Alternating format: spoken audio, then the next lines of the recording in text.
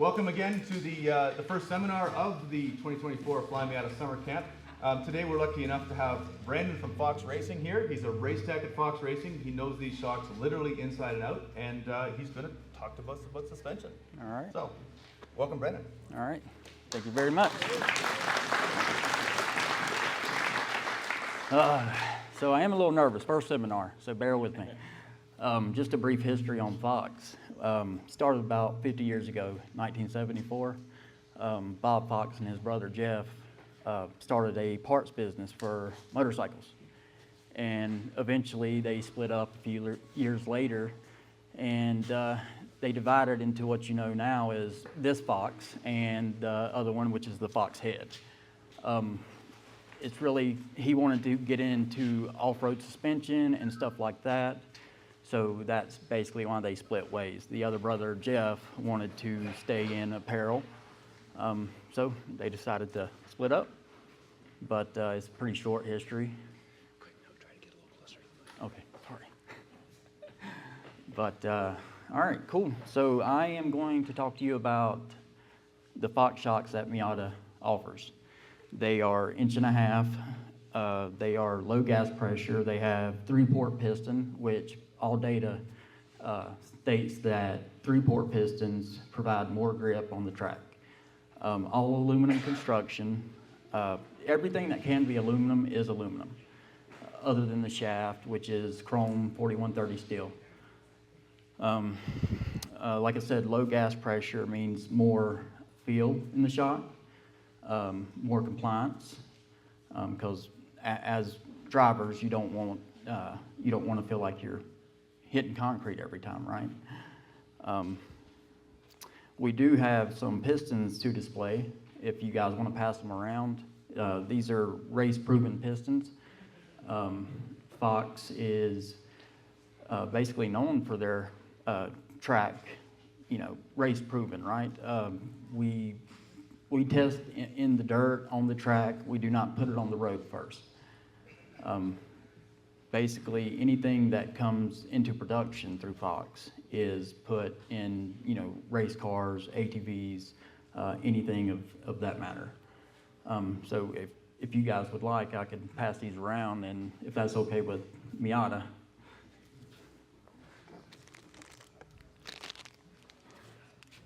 I'll start back here. I'll hand some out.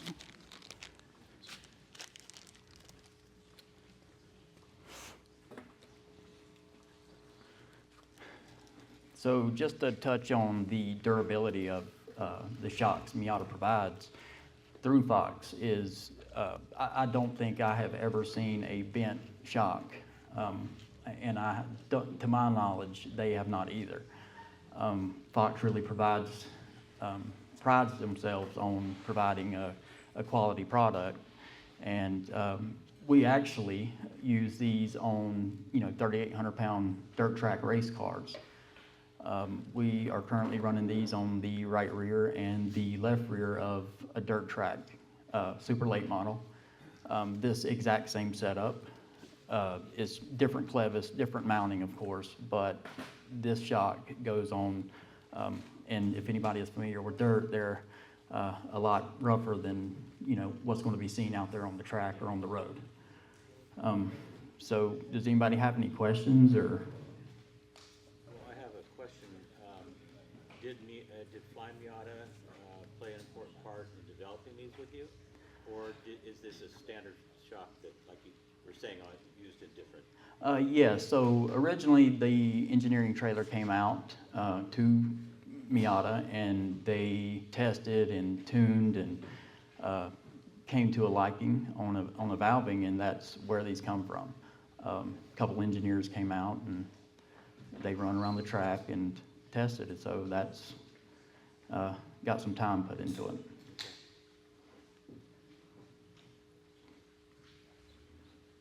Anybody else?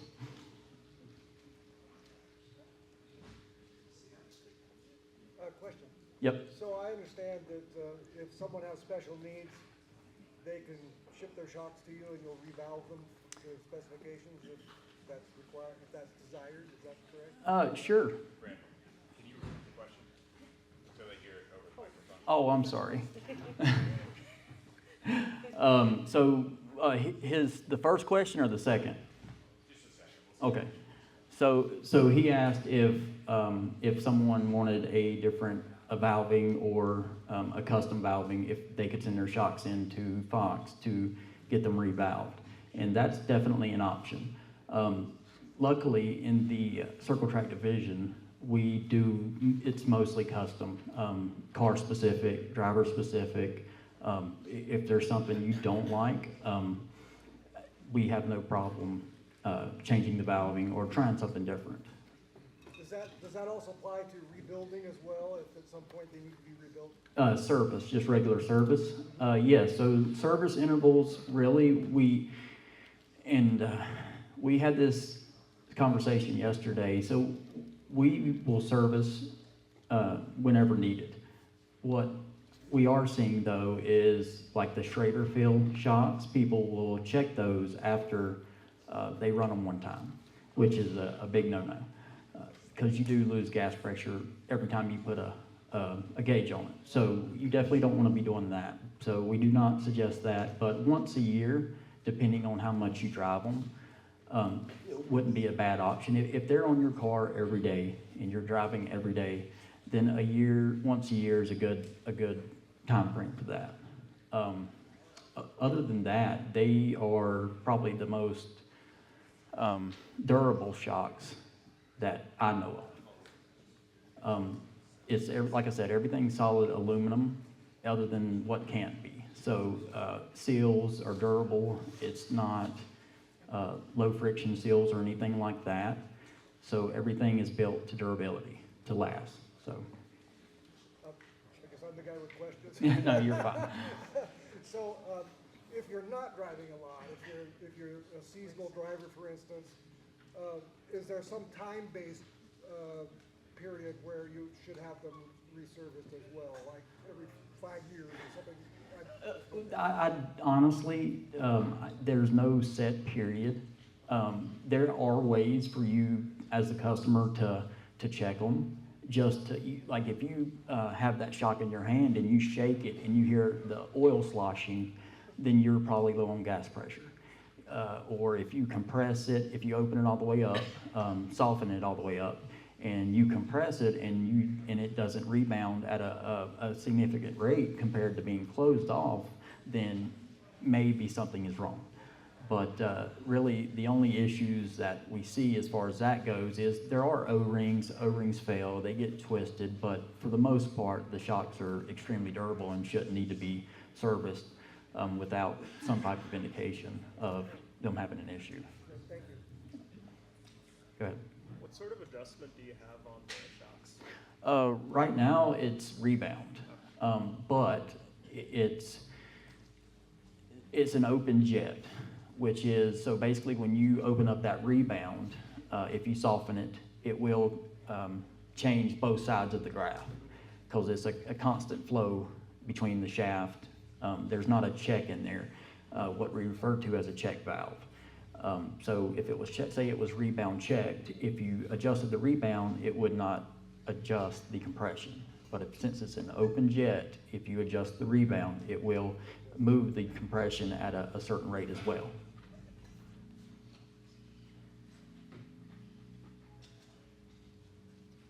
I thought you had another question, so. I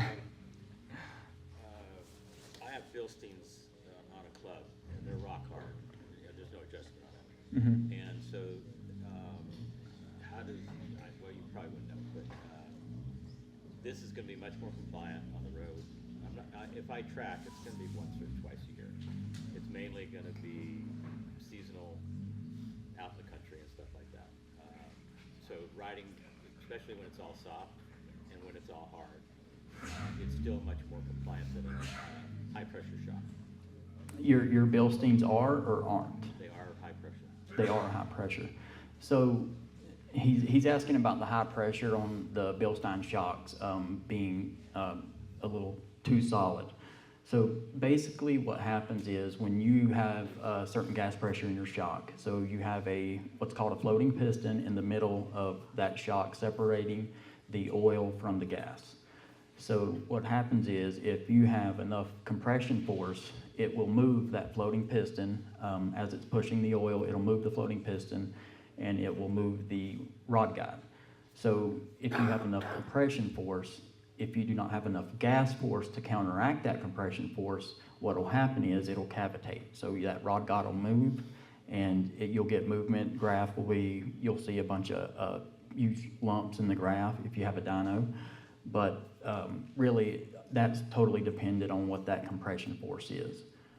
If you had a compression adjustable shock, you would be able to open up compression, or they have what's called a base valve, and you can valve that to counteract. So really, the main stack on the piston is your biggest issue when it comes to gas pressure. And really, it depends on what valving is in the shock to determine the gas pressure. And these shocks are not high gas pressure, so or compression force. So really, if you know, even if, and back to your question, if you did leak a little bit of gas, these things will still be fine. So 15, 20 pounds of gas pressure loss is not detrimental. It will still function as it should. So. Could you, for those people who don't know, could you explain exactly what a shock dyno graph is and how you guys test for shocks? Sure. So we have what's called a shock dyno. Basically, it's a box with a bar on each side and a bridge. We put the shock in, and it has a motor, and it runs the shock up and down, and it produces a graph. Depending on what valving is on that piston, is going to determine the graph.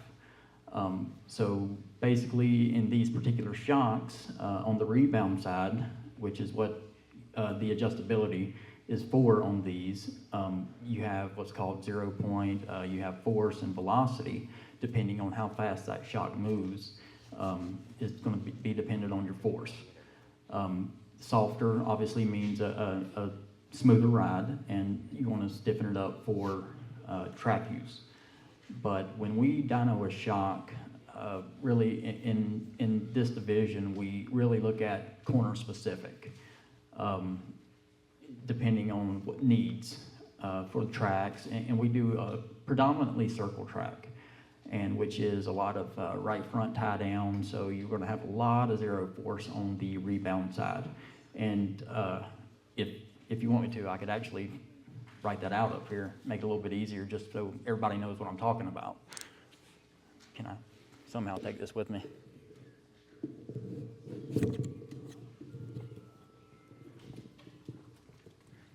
So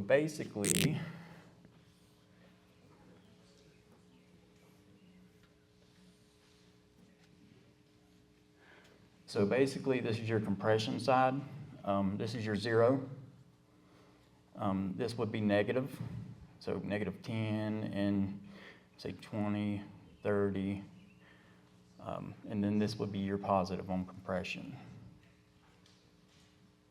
Can everybody see that? Yeah.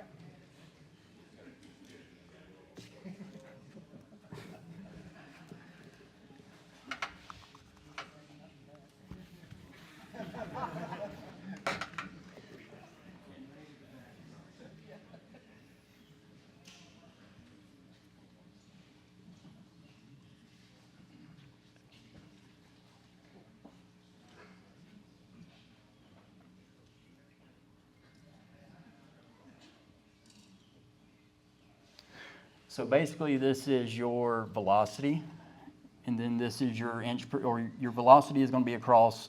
So that's typically determined in inches per second.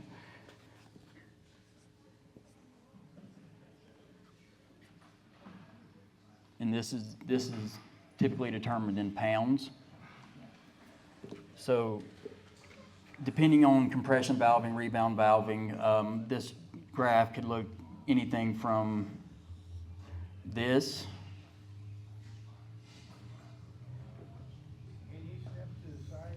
Yeah, I'm going to move over so everybody can see.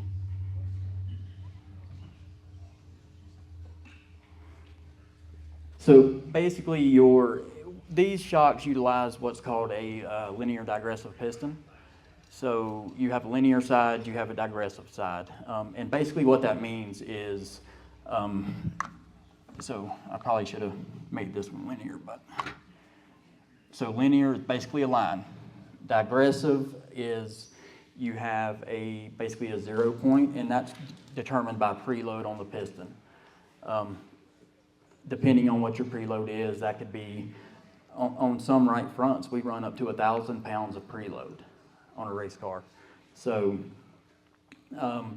determining on which corner of the car you're working with, that piston may be flipped, and you may have digressive on the compression side and linear on the bottom side, which would be rebound. Does anybody have any questions about this, or?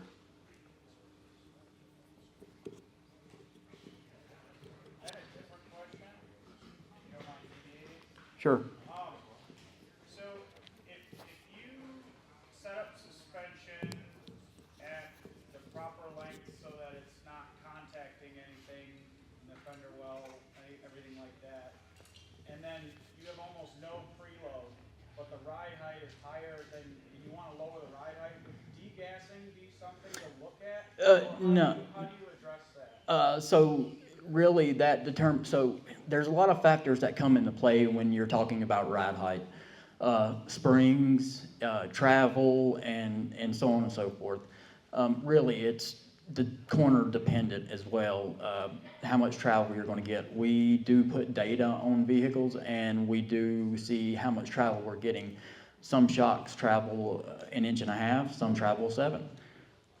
Really, that all depends on, and that's going to determine the shock body, the shock length, shaft length. So really, if you wanted to lower the ride height, depending on how much your shock is traveling, you might have to change the length of the shock. That way it's not crashing out or... Sacrifice a little of the droop to be able to get the ride height. Right. So you don't want the shock crashing into itself. That's a big no-no. So. Do you recommend like using bushings or longer bump stops to prevent contact? Is that a good strategy? Yeah, so we do, we put bushings on most of our shocks, especially a right front or something like that. On these, all these shocks come with a bushing. So, and these have plenty of travel for what their use is. So there should be no issues with bottoming out or anything like that. Okay, thank you. Yep. Anybody else?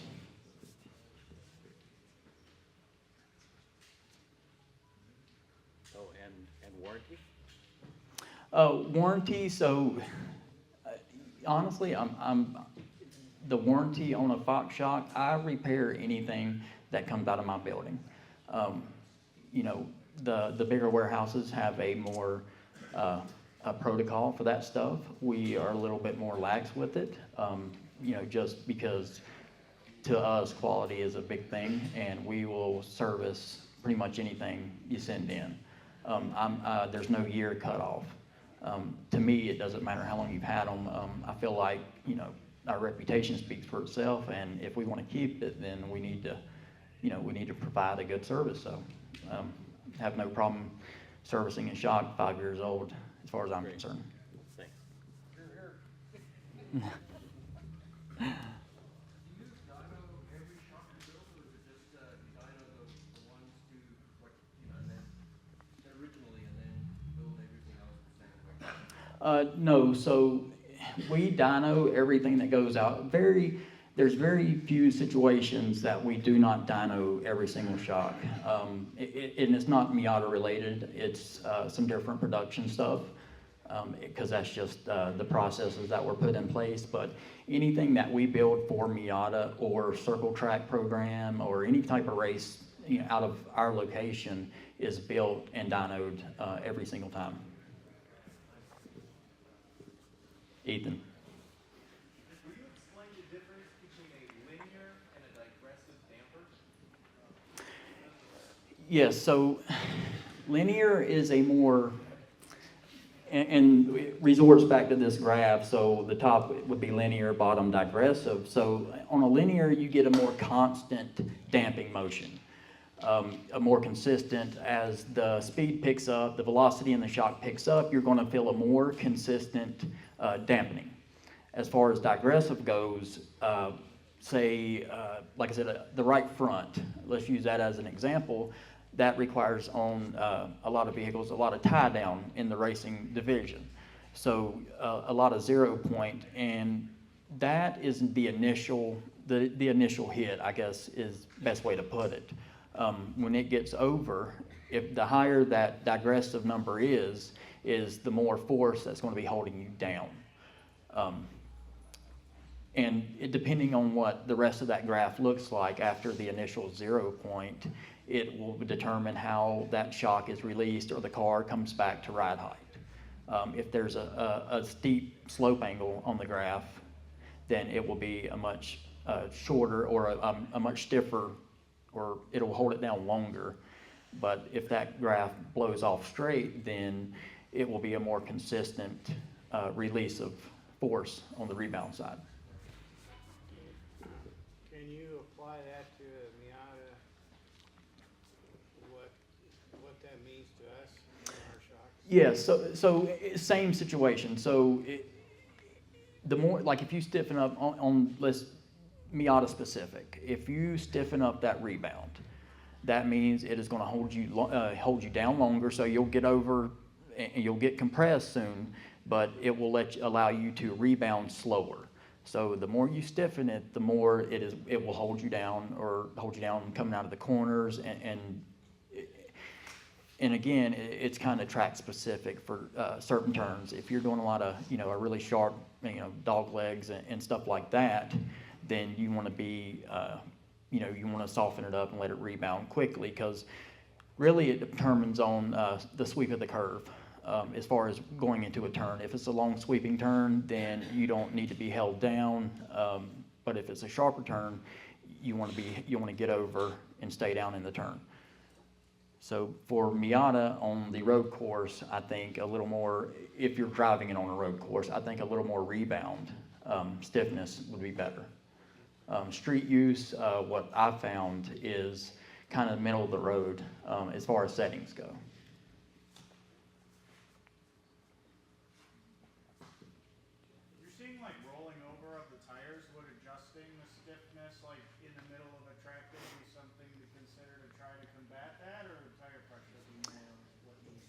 So rolling over the tires, it's difficult on a road course, because really the cause, you would want to, if you're turning right and your car is flexing left, you would want to add some more rebound to your right side to keep that right side down. But really, again, it's depending on what you're doing there. And it's kind of tough being on a road course because you're turning in both directions. So what works well in this turn on the right side might not work that well on the left side. You know what I mean? So it's really, again, it's all about playing with it and getting to your liking and how you're using it. So I'm trying to apply this to autocrossing, because in autocrossing you're doing a lot of slaloming, a lot of quick switches from side to side. Mm-hmm. And this seems counterintuitive to me, but if I understood you correctly, and I may not have, it seems like you'd want things things to rebound a little faster because you're moving side to side so much quicker. Yes, and again, it depends on somebody that's been driving for 20 years and is really moving is different than a guy that's been driving 5 and going at a certain rate of speed. Again, depending on driver specific. If you're really getting around there and you need to tie it down some more, then that's what you do. But if you're not, if you're say a beginner, then you might want to soften up a little bit. Ethan. What is the best ratio for compression and rebound for your shocks? The best ratio. Give me a little bit more on that. So if this is like a track car, you want like 60% rebound and 40% compression on how you set up the shocks? Travel. You said travel. So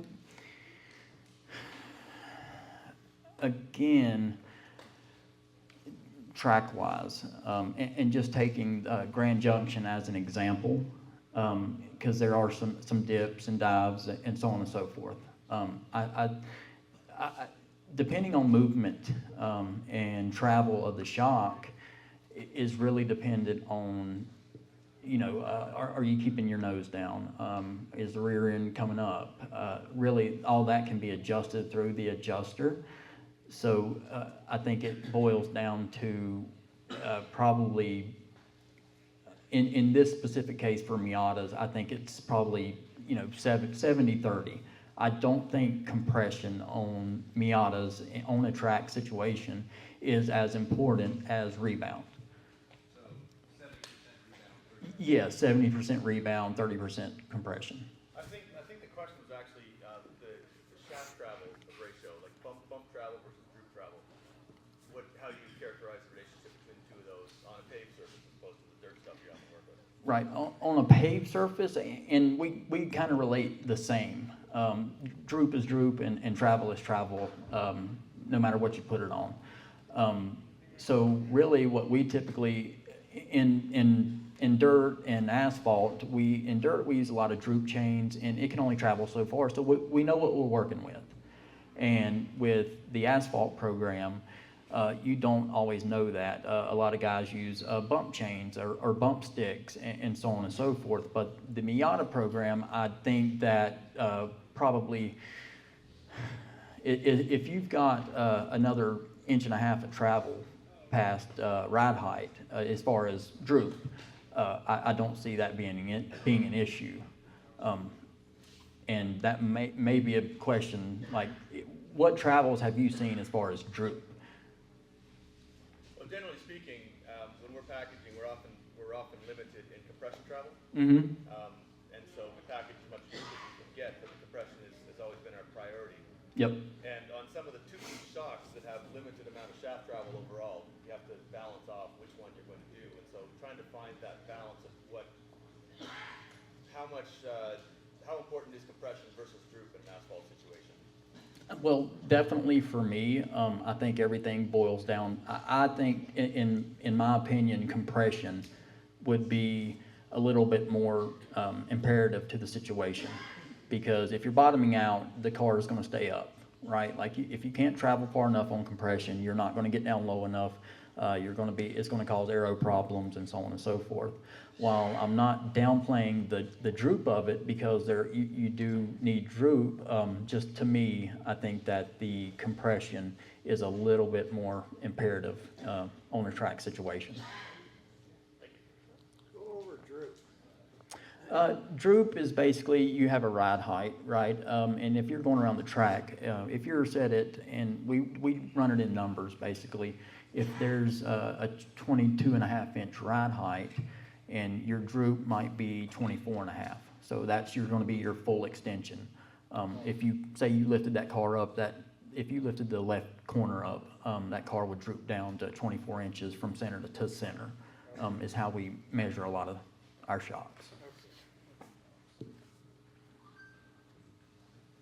Cool. Anybody else? One other question. Keith, I'm going to install the Fox shocks when I get home. I didn't get it to do it in time to be here. In the back shocks, how do you adjust those with the carpet in? Or do you? Go on. Or do you? That's a very specific question.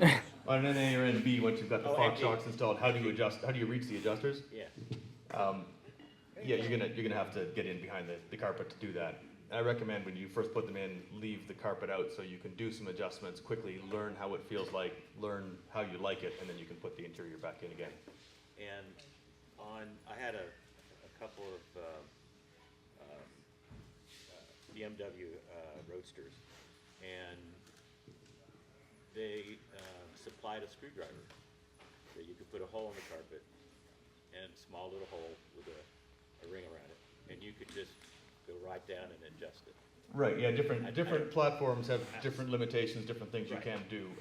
On the BMW Roadsters you had, it sounds like the top of the shock was below the trunk, whereas in the Miata, it's actually in the trunk. So you can get to, you can't really go through the carpet to get to No, it. it was behind the carpet. Anyhow, we don't, It doesn't I work. can't comment on how It BMW doesn't work. Roadsters adjust their shocks, that's not really No, a specialty area for us, but No, it I is, know. So it's carpet's out. we can show you in the back of this car, we can show you how to reach it. Okay. Do we have any more questions for Brandon? Oh, we do have That one guy over over here. there. Matt has a, you with the hair. Yeah. Why don't we have a? Yes, the question is, why isn't there a spherical bearing in the upper mount? On the clevis style, or, oh, you said the upper mount? The upper mount, yeah, up here. Well, I guess that's fully dependent on you guys, be honest. So really, like, if that's something that would make this shock better, that's an option. We're always looking to improve it. If you guys request it and that's something we need to look at, then let's look at it. So, what's the benefit of this style amount versus spherical for our normal custom made? Why would you choose one versus the other? Right, so basically, you do not want a stiff shock, right? These things have bushings, they move around, cars move around, they twist, they turn. In my experience, I think some maneuverability in the shock is always good. Some compliance is always good. It's going to keep you from tearing stuff up in any shock situation. It's just better to have a bearing that moves than a stiff rod set in place. I think you're a lot less prone to damages and breakages using bearings than a stiff mount. These ones have rubber bushings in them, so there is They do have bushings, so these have movement pretty much everywhere.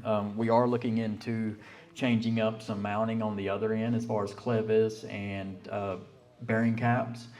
Right now, half of them are clevis and half are bearing cap. That's driven by the car. That's Yep. how the platform's engineered.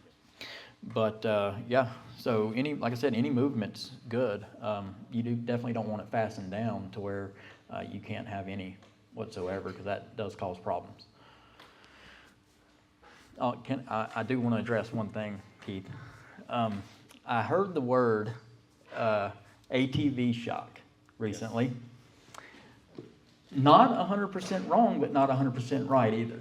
I think the implications of saying ATV shock is wrong, because I assure you the ATVs that these go on are going through a lot more rigorous testing than what we're seeing on a Miata.